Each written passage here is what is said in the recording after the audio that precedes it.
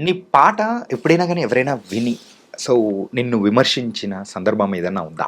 విమర్శించిన అంటే క్రిటిసైజా? Yeah! Criticise. Okay. తెలుగులో సారీ. ఈ మధ్య కాలంలో ఉన్న పిల్లలకి ఇదే ప్రాబ్లమ్ తెలుసా?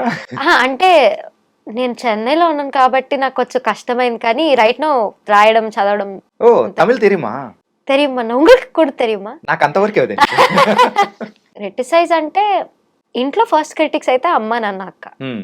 నేను ఏ సాంగ్ నేర్చుకొని పాడినా వాళ్ళ దగ్గరికి వెళ్ళి పాడితే వాళ్ళు చెప్తారు. ఫస్ట్ ఆడియన్స్‌గా వాళ్ళు చెప్తారు. హ్మ్. నాకు ఇక్కడ ఇలా అనిపించింది. You could have done this better. This was very beautiful okay. అని అలా చెప్తూ ఉంటారు.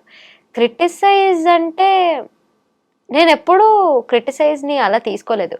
అంటే ఏంటి అంటే అలా అన్నారేంటి?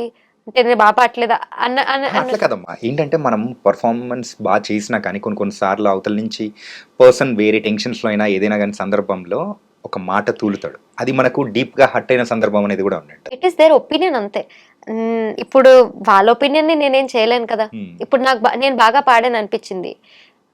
I am satisfied with my self.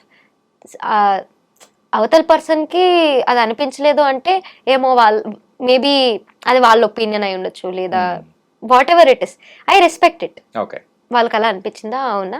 Okay. Maybe అలా అనిపించిందేమో I will work on it more అని చెప్తానంతే. ఓకే. యాహ్!